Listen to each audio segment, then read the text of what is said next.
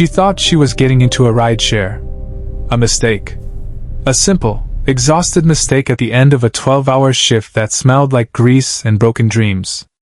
But the moment that door closed, the moment that engine started moving, the moment she looked up and saw his face, everything her mother had buried, everything her mother had run from, everything her mother had died protecting, came flooding back.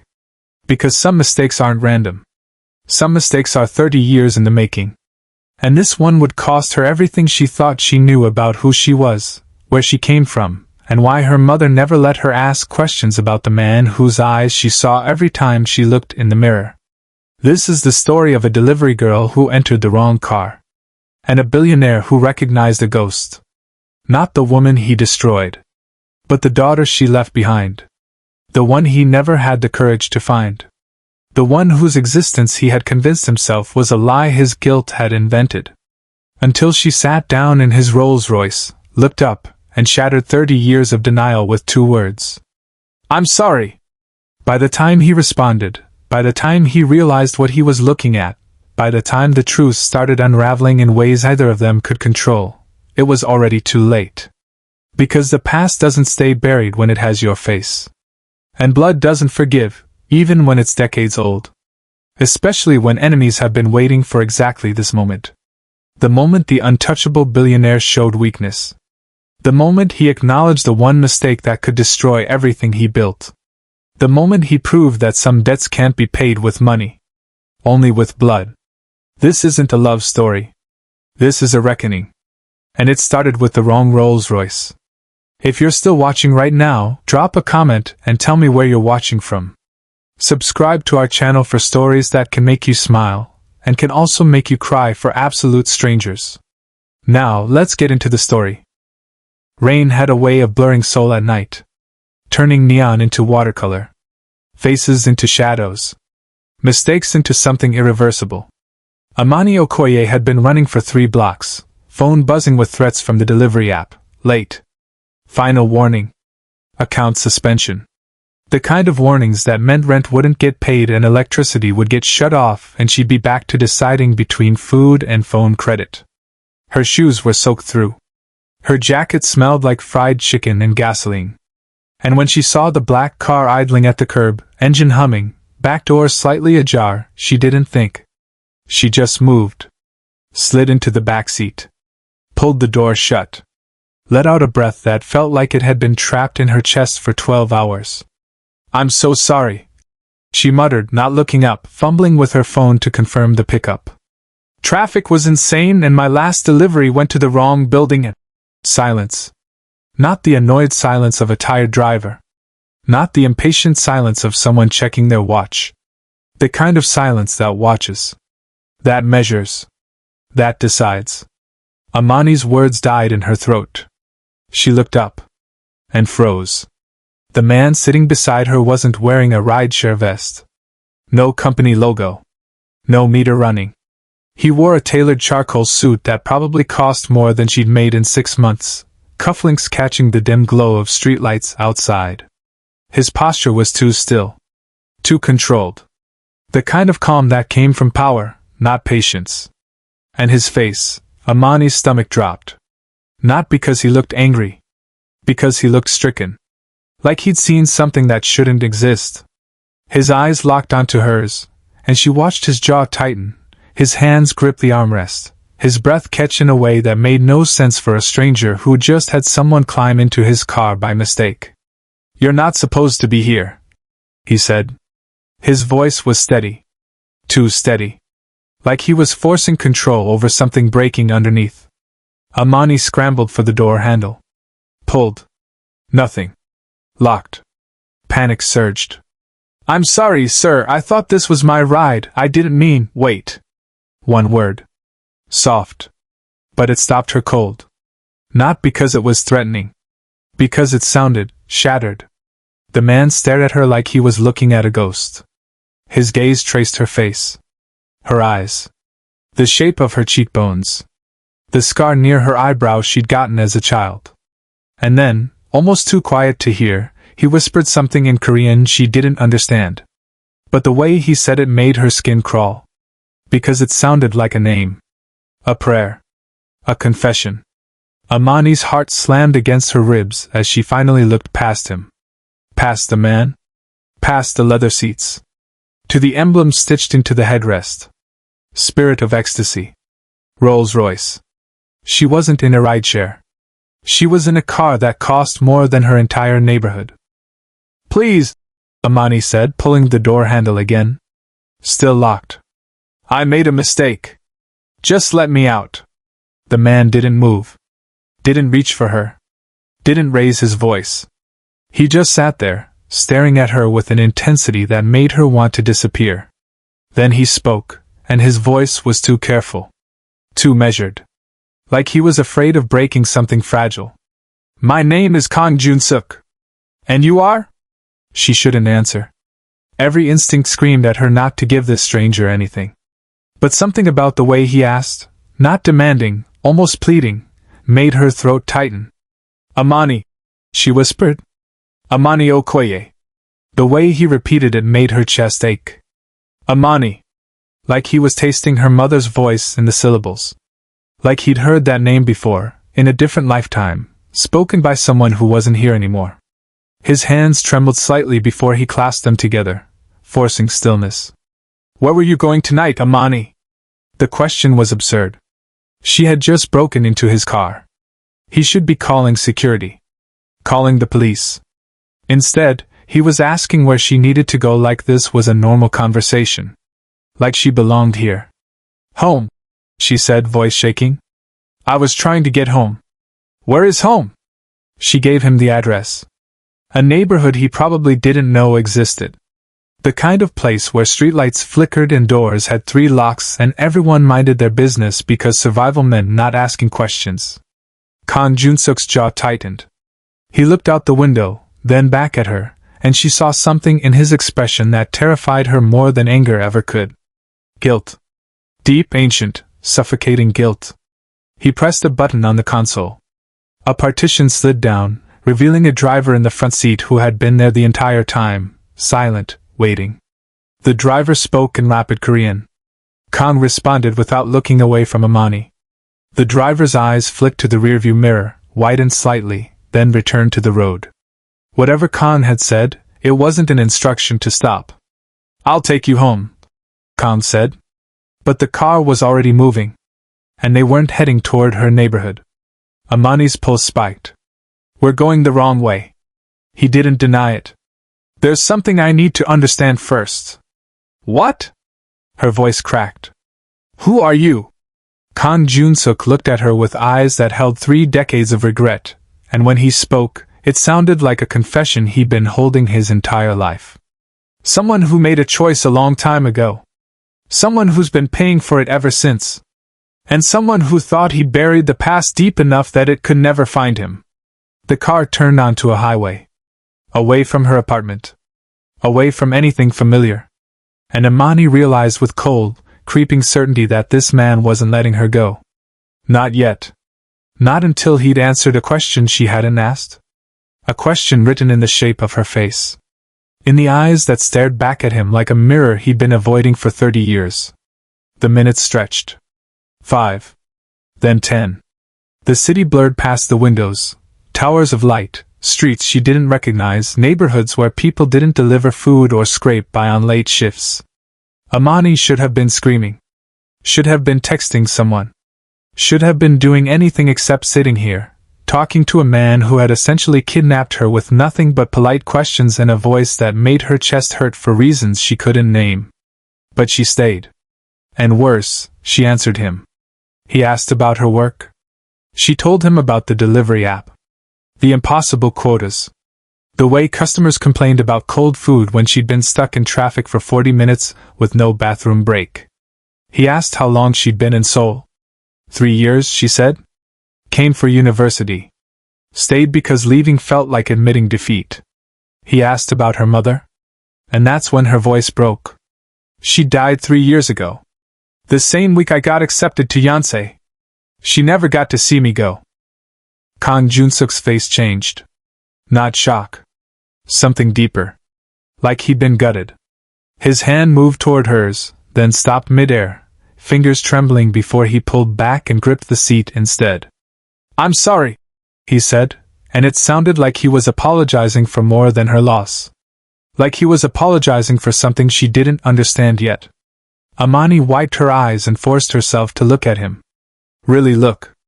The watch on his wrist wasn't flashy, but she recognized the brand from billboards she'd walked past. Patek Philippe. The kind of watch that cost more than her mother's funeral. His suit fit like it had been made specifically for his body. And when they stopped at a red light, she saw the way people on the sidewalk moved. Not just out of the way. With purpose. With recognition. With fear. "You're not just rich," she said slowly. "You're someone." He smiled, but it didn't reach his eyes. "Wealth and power are not the same as being someone. But yes. People know my name. And you know mine." It wasn't a question. It was an accusation. Because he'd known her address before she gave it. Known her job. Known about her mother. Known things a stranger in a car shouldn't know unless he'd been looking. Unless he'd been searching. Unless this meeting wasn't an accident at all. Kang Jun-suk's silence confirmed everything. Amani's hands clenched into fists. "Who are you really?" He looked at her then, not with the calm control he'd been holding onto, but with something raw. Broken. Terrified. And when he opened his mouth to answer, when she thought she'd finally get the truth that was burning between them, he closed it again. Turned away. And said nothing. The car kept moving. And Amani realized that whatever he was running from, whatever secret he was carrying, it had something to do with her. With her face. With her eyes. With the ghost of a woman he'd loved and destroyed 30 years ago. The car stopped in front of a building that looked like it belonged in a different world. Glass and marble. Valets in pristine uniforms. A doorman who nodded at Kang Jun-suk with the kind of deference reserved for royalty. The Four Seasons. Amani had walked past it once, delivering food to a guest who tipped her $2 on a $100 order. She'd never imagined being inside. Kang turned to her, and for the first time since she'd entered his car, he looked uncertain. Vulnerable. "I'm going to give you a choice," he said quietly. "You can walk away right now. I'll have my driver take you home. You'll never see me again. Or you can come inside, and I'll tell you the truth. About who I am. About why I couldn't let you leave.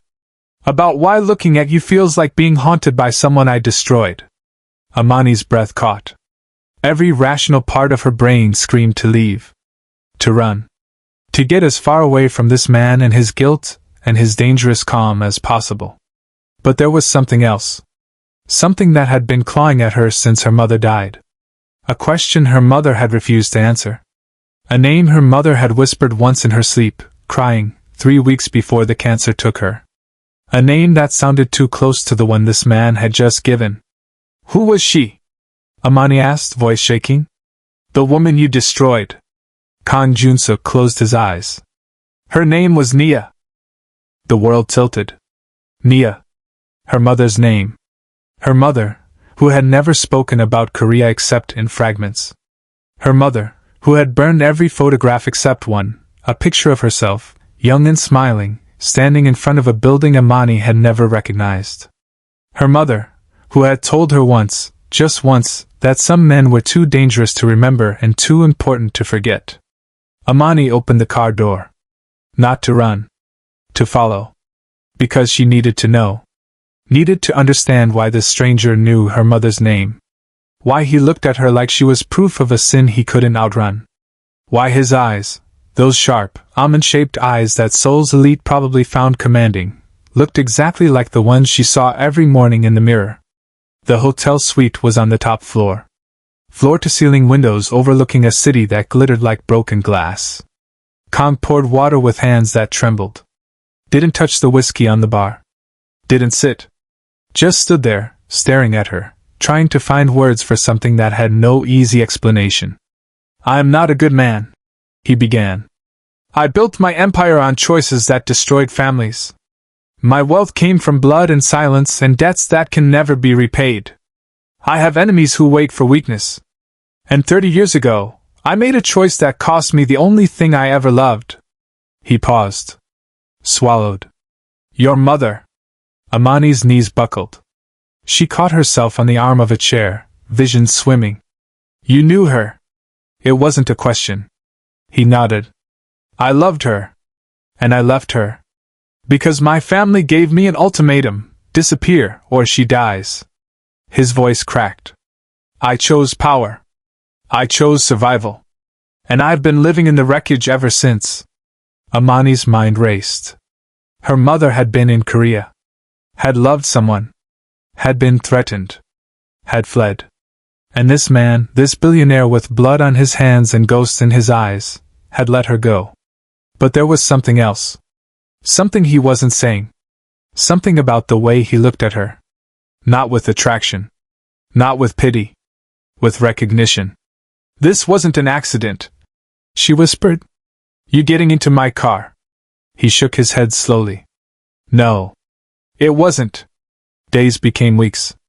Amani told herself she should stop answering his calls. Stop meeting him at quiet cafes where no one asked questions. Stop letting him pay for things she couldn't afford, textbooks, medical bills, the overdue rent that had been crushing her since her mother died. But every time she decided to walk away, something stopped her. Not fear. Not obligation. Something deeper. Something that felt like finally understanding a language her mother had only ever spoken in whispers. Kang Jun-suk never touched her. Never made promises. Never tried to claim her. He just existed beside her, steady, careful, haunted. He asked about her classes. About her dreams. About the things her mother used to say before the sickness took her voice. And when Amani spoke, he listened like every word was sacred. Like he was collecting pieces of a woman he'd lost and could never get back. She brought something into his world that hadn't existed there before. Warmth. Laughter. The kind of messy, unpolished humanity that didn't survive in boardrooms and power plays. She teased him about his formal speech. Made him try street food he'd probably never tasted. Told him stories about her mother. Stories that made him close his eyes and grip his coffee cup so hard she thought it might shatter. And he offered her something she'd never known. Safety. Not the kind that came with locks and alarms, but the kind that came from knowing someone powerful was watching. That when her landlord tried to evict her illegally, the problem disappeared overnight. That when her university threatened to drop her for late tuition, the balance was suddenly paid in full by an anonymous donor. That when she walked home late at night through streets that had always felt dangerous, she noticed men in dark suits keeping their distance. Protecting her. Because he'd asked them to. It wasn't love. Not the kind people wrote songs about. It was something more complicated. More painful. Like two people trying to build a bridge across 30 years of absence, and discovering that some gaps could never fully close. But they tried. And in the trying, something fragile and fierce began to grow between them. A connection neither of them could name. One that felt inevitable. Like blood calling to blood. Like a daughter finally understanding why her mother had cried that name in her sleep. Then one night, Amani noticed the car. Black sedan. Tinted windows. Following her from campus to the convenience store to her apartment building. She thought she was being paranoid. Until she saw the same car the next night. And the night after that. When she mentioned it to Kang, his face went pale. He made a phone call in rapid Korean, voice sharp with something she'd never heard from him before. Fear. Not for himself. For her. They know, he said quietly. My enemies. They've seen you. They've noticed. Amani's stomach dropped. Noticed what? He looked at her with eyes that held 3 decades of guilt. That you have my face. Amani stormed into his office without an appointment. Past security that tried to stop her. Past assistants who looked terrified. She didn't care anymore. Not about decorum. Not about his world. Not about the carefully constructed distance they'd been maintaining. Because someone had followed her home. Someone had taken photographs.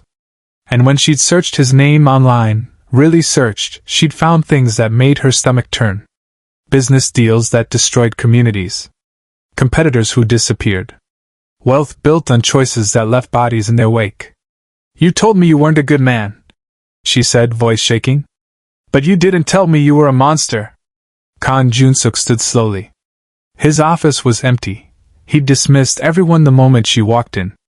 I never lied to you. No. You just told half-truths.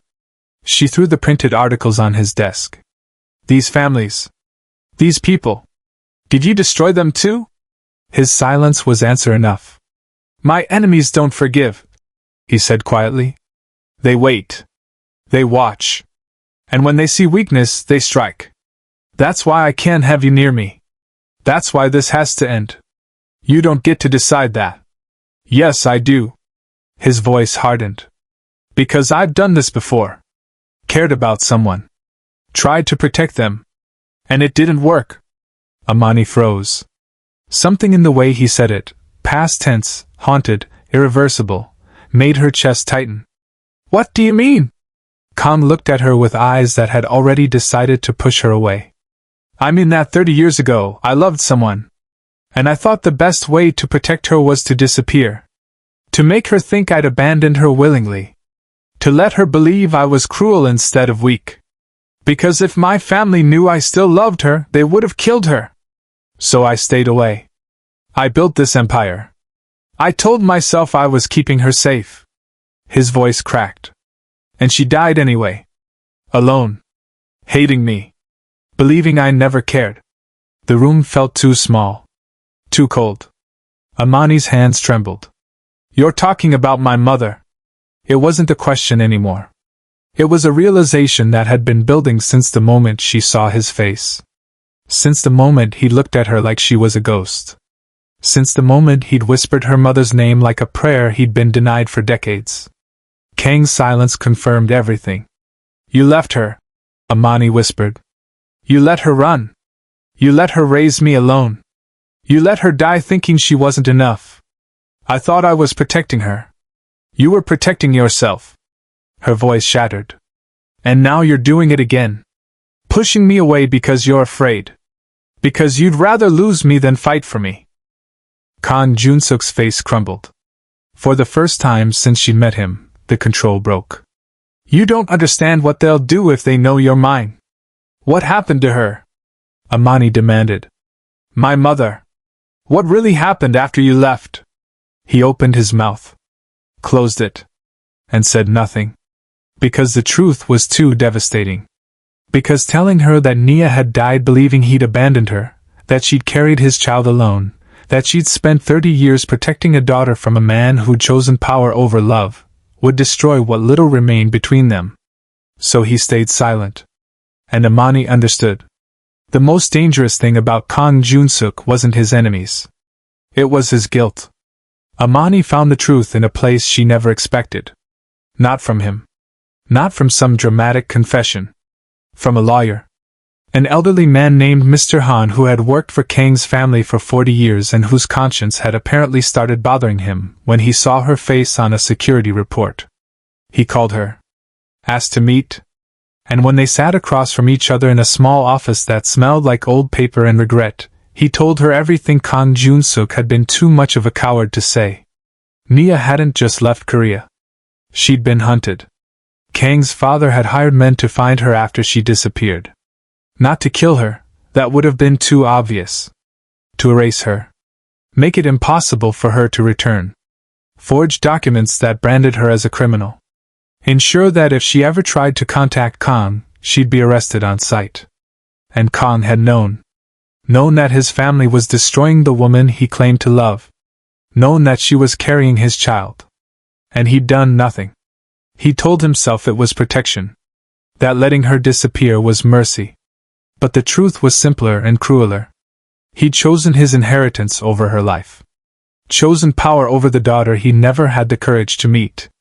Mr. Han slid a folder across the table. Inside were surveillance photos. Dozens of them. Taken over the past 3 years. Amani leaving campus. Working her delivery shifts. Walking through her neighborhood. Someone had been watching her long before she'd gotten into that car. He's been tracking you since you arrived in Seoul, Mr. Han said quietly. The moment you enrolled at Yonsei under your mother's name, his security flagged it. He knew you existed. He just didn't have the courage to approach you. Amani's hands shook. The car. The Rolls-Royce. That night wasn't an accident. Mr. Han's expression was grim. His security team was running surveillance. They parked near your pickup location to photograph you. You got into the wrong car because they were watching you. Because he'd been watching you for years. Everything shattered. Every conversation. Every moment of connection. Every time he looked at her like she was precious. It was all built on lies. He hadn't found her by chance. She hadn't stumbled into his life. He'd been circling her like prey, too guilty to approach, too selfish to stay away. And when she'd accidentally forced his hand by getting into his car, he'd taken it as permission. As fate. As absolution for 3 decades of cowardice. This safety she'd felt wasn't protection. It was surveillance. The warmth she'd brought to his world wasn't real. It was his way of easing guilt. And the connection she'd thought was inevitable, blood calling to blood, was just a powerful man manipulating a desperate girl who looked like the ghost that haunted him. Amani stood, legs shaking. Why are you telling me this? Mr. Han looked old. Tired. Because I watched him destroy your mother. And I won't watch him destroy you too. She walked out into Seoul's rain, phone buzzing with messages from Kang she'd never answer, and realized the most devastating truth of all. She was never supposed to be in that car. She was supposed to stay watched. Controlled. Safe at a distance. And by breaking that distance, she'd done exactly what he'd wanted all along. Given him a chance to pretend he was a better man than he was. He found her 3 days later. Not at her apartment, she'd stopped going there. Not at school, she'd stopped attending. At her mother's grave. The only place she had left that felt real. He stood at a distance, letting the rain soak through his expensive suit, waiting. When she finally acknowledged him, her voice was hollow. You shouldn't be here. Neither should you, he said. It's not safe. She laughed. Cold. Bitter. Safe. You keep using that word like it means something. Like you're protecting me. But you're not. You're collecting me. Like I'm some artifact from a past you destroyed. Kang stepped closer. I can give you everything your mother never had. Money. Education. A name that opens doors. Protection that actually works. In exchange for what? His silence was damning. You want me to disappear? She said. Change my name. Leave my friends. Abandon everything I've built. Become someone new so your enemies can't use me against you. Yes. At least he was honest now. And you think I'd do that? Just erase myself because you're afraid? I think, he said carefully, that you deserve better than delivering food in the rain to pay rent in a neighborhood where you're not safe. I think your mother would have wanted you to have the life she couldn't give you. Amani turned on him, fury breaking through the numbness. Don't you dare use her memory to manipulate me. She chose poverty over you. She chose struggle over your blood money. And she died free. She died alone. His voice cracked. Hating me. And I won't let that happen to you. You already did. The words hung between them like a blade.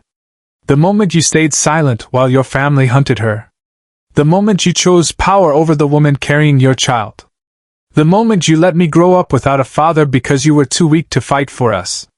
Kang's face crumbled. I know. I know what I am. I know what I've done. But I'm trying to do better. I'm trying to keep you alive. By making me disappear? She shook her head. You don't get it. Your kind of love is poison. It's control dressed up as care. It's ownership masquerading as protection. My mother understood that. That's why she ran. And you're asking me to walk back into the cage she died escaping. I'm asking you to let me save you. No. Her voice broke. You're asking me to become the daughter you wish you'd fought for 30 years ago. To give you absolution you don't deserve. To let you rewrite history by erasing me. The rain fell harder. Kang held out a folder. Everything you need. New identity.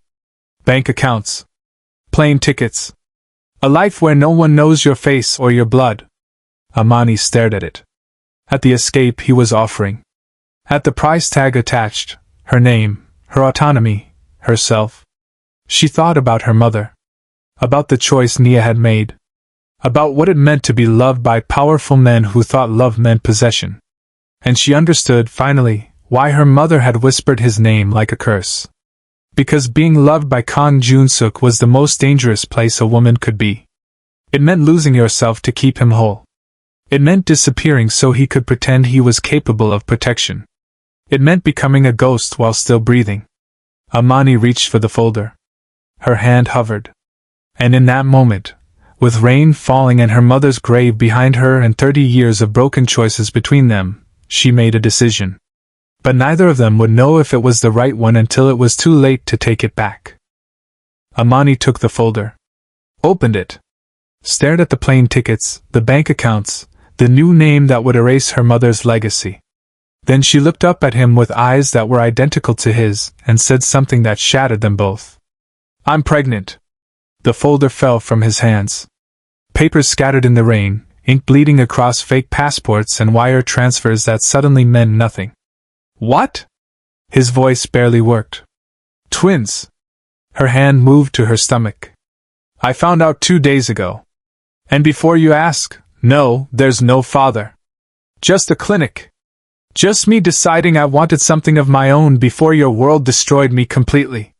The words hung between them like a death sentence. Because now it wasn't just about Amani. It was about 2 more lives.